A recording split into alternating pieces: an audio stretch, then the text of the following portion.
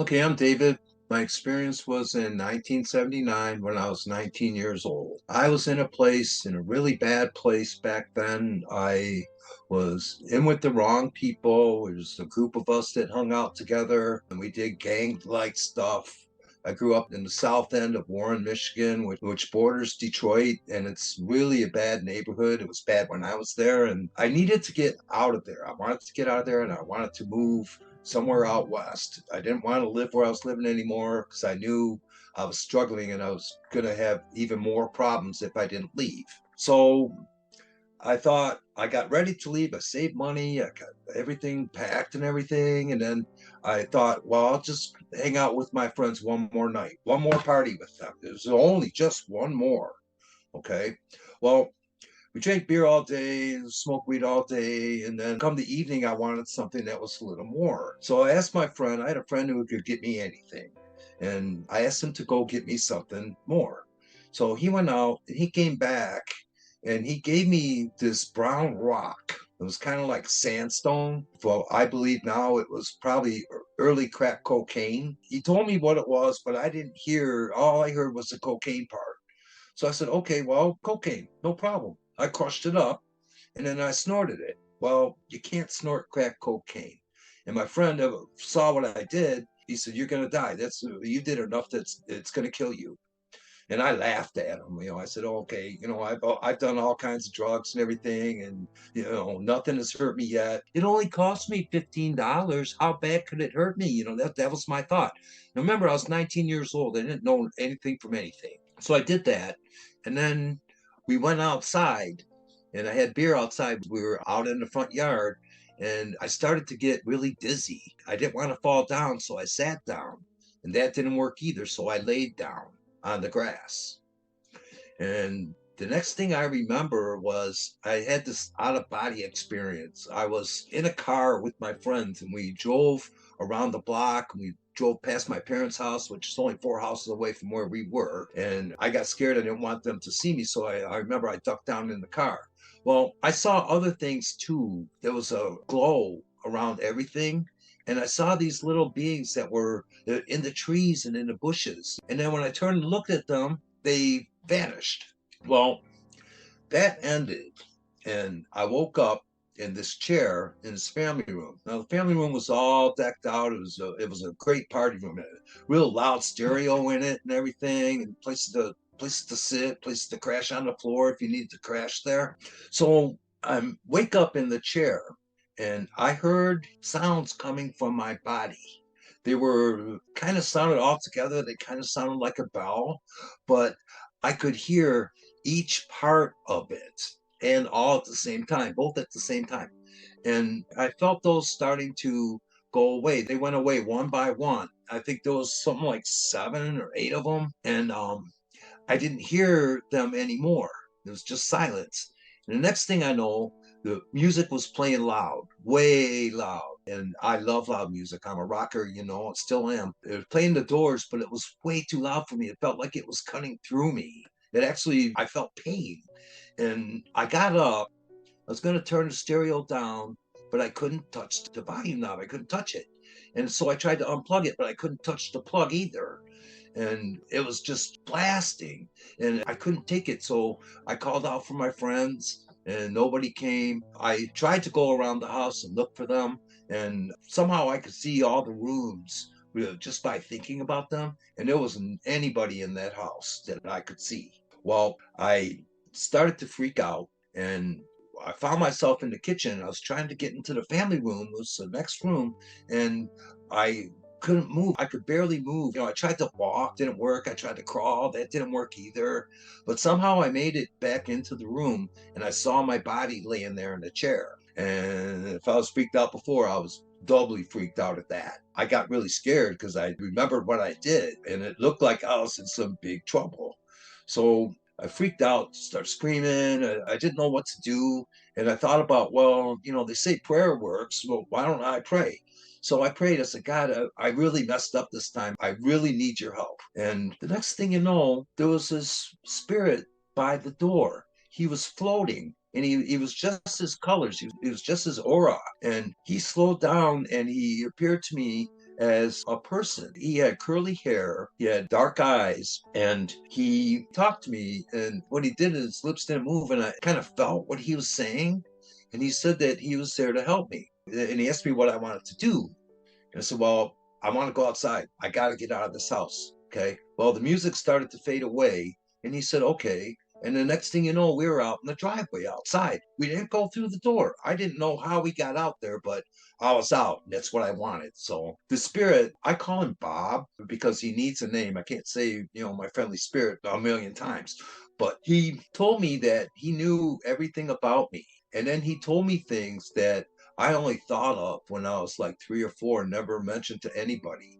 And he knew things that happened. He knew about the divorce my parents got, which got me into the house I was in. He showed me things like I had this funny Uncle Eddie. He showed me him, and all the stuff he showed me, nobody else could have known. I never said it to anybody, but he knew.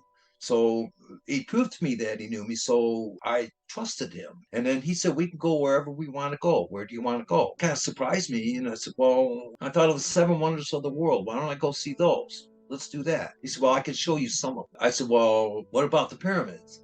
And the next thing you know, we were at the pyramids. We were in Egypt. And I could see the pyramids when they were new. And I could see the pyramids in the current time. I could see the cities the same way. And I asked him how I could see both times at one time. And he said, that's how it worked. It's time. And he explained to me something about it, which I really didn't understand. He said it was something about the energy of the planet and how it transfers to the universe and back. It was something like that. The pyramids had something to do with that. He explained to me some other things too while we were there that I really wish I could remember, but I don't. And then we left there. And when we got to Egypt, on the way there, I was there like just in a blink of an eye, we were there.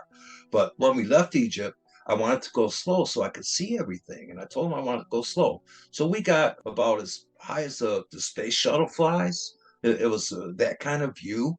And I could see that there were places that were like the pyramids under the ocean. And there were other natural places too in the oceans and on land that had this energy going to them. They were like exchanging the energy from the universe and the planet. It goes around, the energy comes from the universe, comes to the planet uses it, and then returns it back to the universe. So we kept going, we kept flying, and I could see the countries, I could see the land masses, and I could see where there was really good energy, really nice, colorful, and bright energy. And then there was darker energies around where the cities were.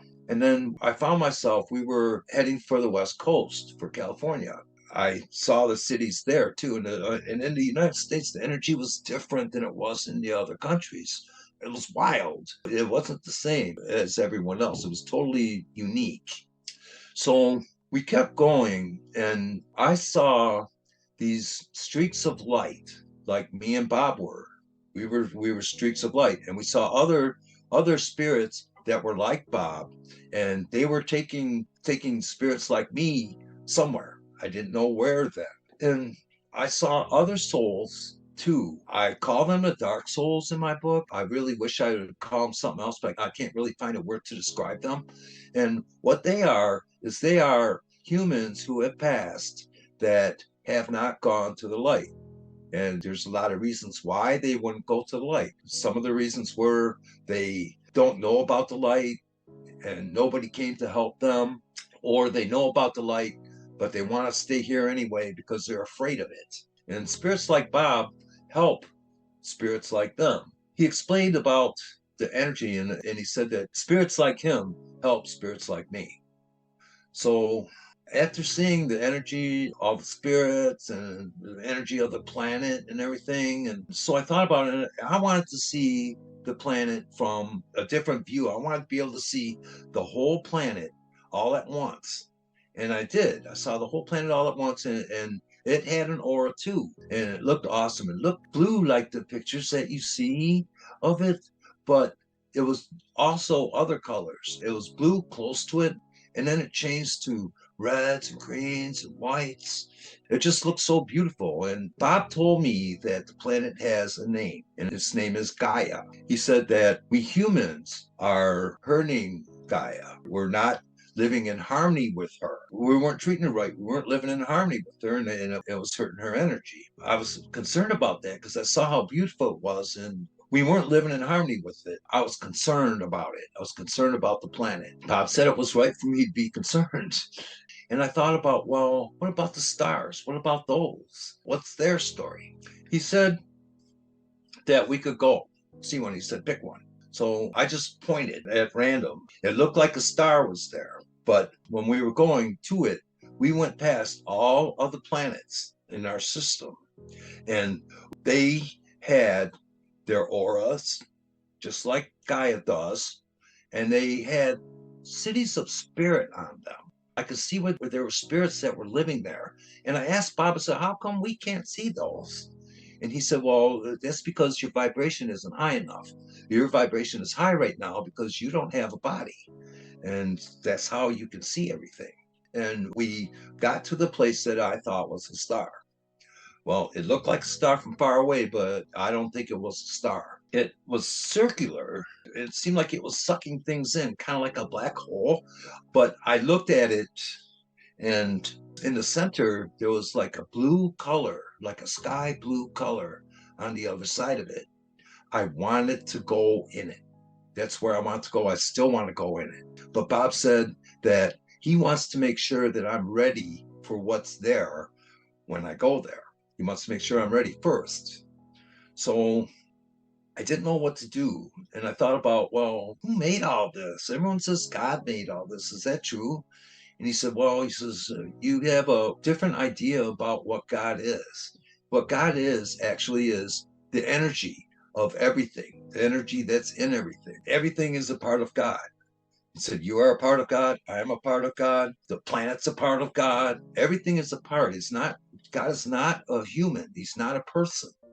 And he doesn't judge you. He just is. Then I thought, well, okay, that makes more sense to me than the God that's going to punish you or send you to hell or whatever.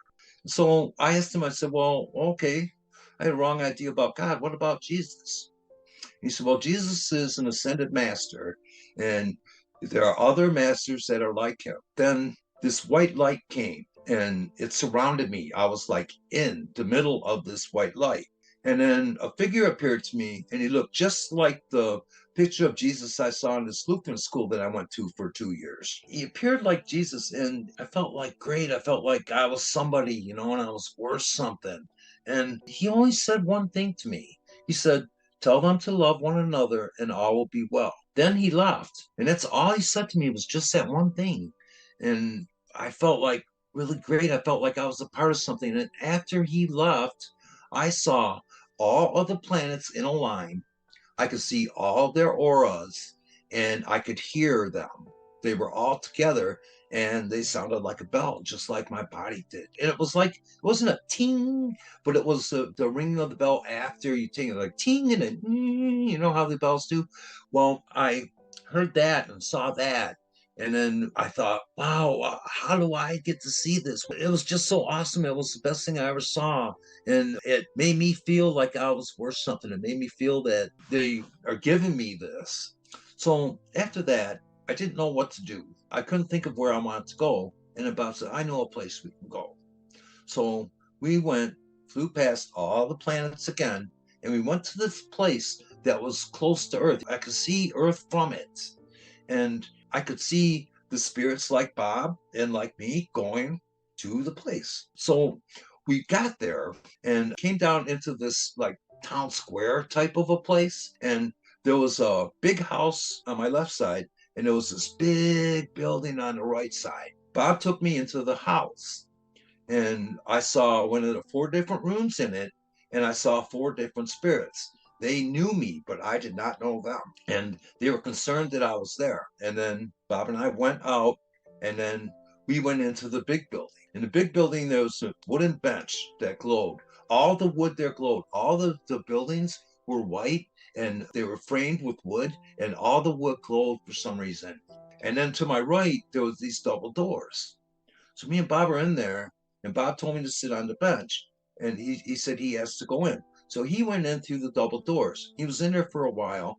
And while I was sitting on that bench, I started to have a deja vu, like I was there before. And then I started to see the reasons why I was there before. So I was sitting there. I was almost to the point where I was going to find out what it was exactly that I did when Bob came out of the room.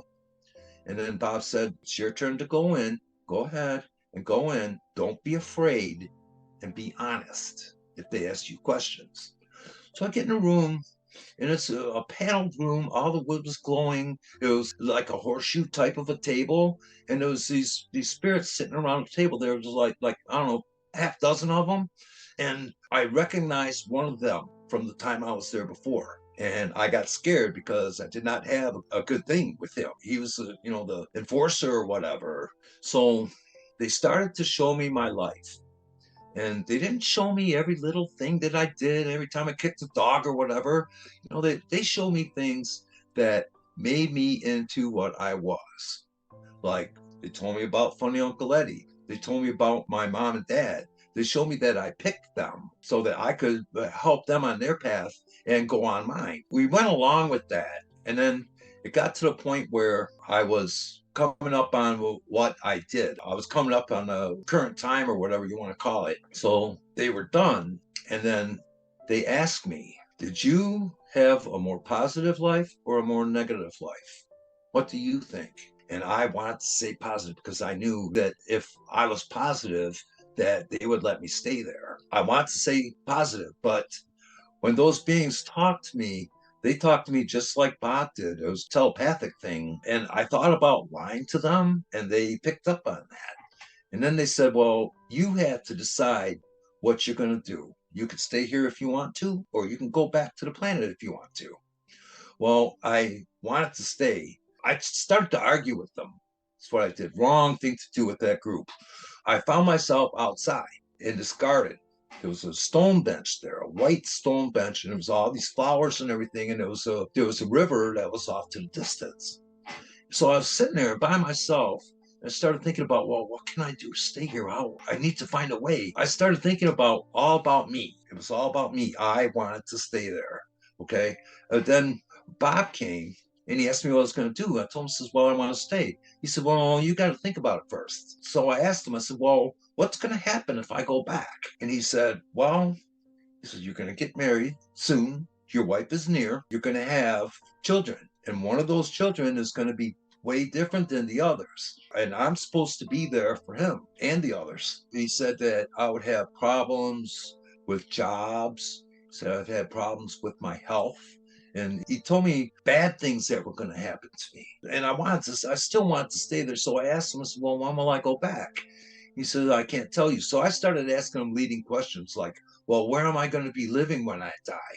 That kind of thing. He showed me where I would be living, and it's basically the area where I live in now. He also said that I would have a brown dog for some reason. I ended up did having a brown dog, but I don't know why he told me that. And he said that I was going to have a hard life when I go back. He said just how it's going to be. And so I thought about it, and I thought, well, why am I thinking about me? What about my kids? What about my wife? I was so far away from getting married then. It was unreal, but she was there, and there was somebody there for me, and somebody was going to want me, and I wanted that. So I decided that I was going to go back, and I told him. He said, "Well, okay, there's something we have to do." So got up, we floated over to the river, and he told me that the river is cleanses you from things that you can't share from there. There were things that I can't share, like stuff that I don't remember. So we were at the river, and he said that the river cleanses you. And then he's told me that I was to share my story. And he touched me on my lips and on what would have been my lip. That's what I thought he was touching. So I said, "Okay." He said, "Well, you have to go in." So I dove in the river. I came out the bottom of it, and I was in space again. And I saw this glitter trail, and I followed the glitter trail down, and I got to the area where I was living. And I wasn't quite at the house. I had to go to the house. So I'm floating, going to the house, and I'm thinking about, well, wow, look what I can do. I can move like this. I can see everything. I can understand stuff. And I thought about it and I thought, well, I want to go see more things. And then I thought better of it. I thought, well,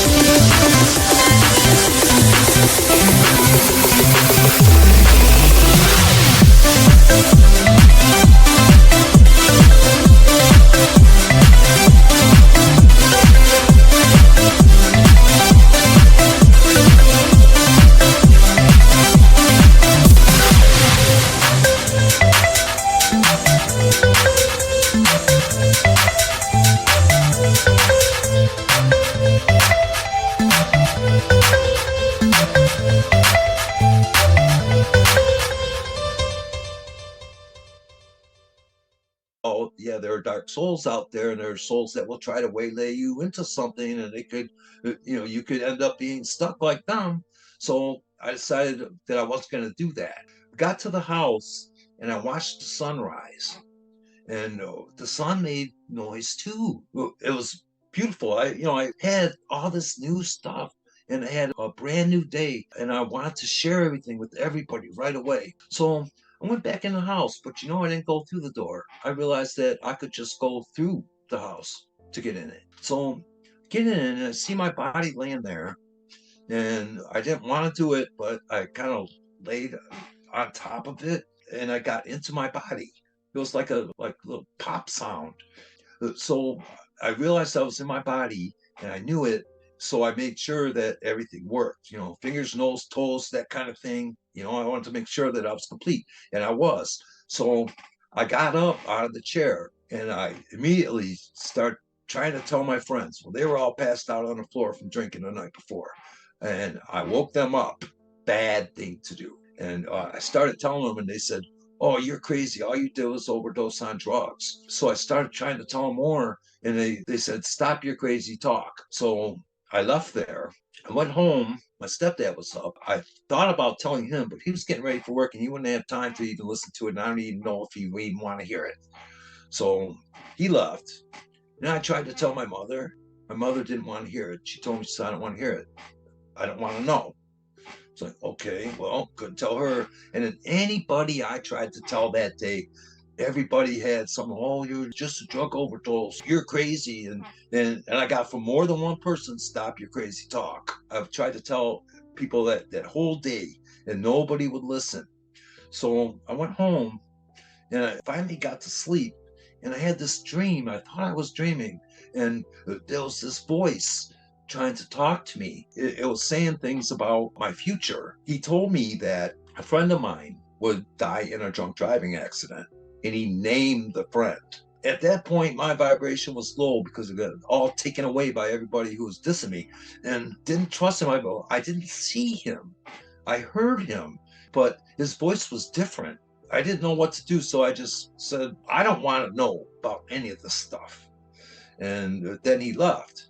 And then about 3 months later, I saw my friend. After the experience, I went back to going to the roller rink and hanging out with the friends I grew up with. Well, I'm on my way to the roller rink. I'm walking, and here comes my friend in his car. He said, "You want a ride?" I said, "Sure, I'll take a ride." Well, he went by the liquor store on the way to the roller rink, and he got a fifth of Southern Comfort. He was going to drop me off at the rink, and on the way there, I told him, and I warned him about it before. I told him, "Dude, do not drink that in your car and drive. Go to a party somewhere. Go stay there and drink it there. Do not drive." I told him point blank. And you know what he said? He said, "Stop your crazy talk." And that's the last thing he ever said to me. 3 hours later, he was dead. And then after that, I believed that the experience was real. I firmly believed that. And I didn't want to tell anyone. I was afraid to try to tell anyone. So I didn't tell anyone. I got married. We had 4 kids. I told my wife the whole thing before we got married. Well, I told her about it. And she said, yes, those things happen. And she believed me and everything.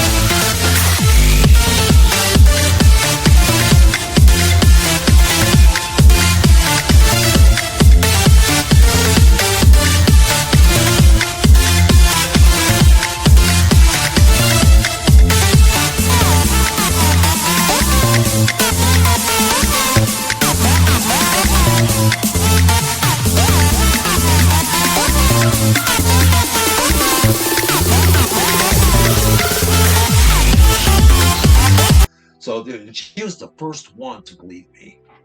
And after that, I didn't tell anybody until 1998. But yeah, that was it. That was the whole thing. I certainly believe in all of it now. I have no question about it. I mean, I couldn't throw away all the knowledge that he gave me. It gave me about energy and what energy is and what it's for and how we can use it and what the experience was about. It was about energy and it was about God.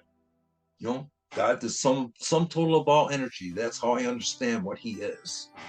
But that was that. I started to share the experience in 98. I wrote it down. I shared it with somebody. They shared it with somebody else. It ended up on a big near-death experience website. A lot of people read it. I got emails and from people, with questions and thank yous and all that stuff.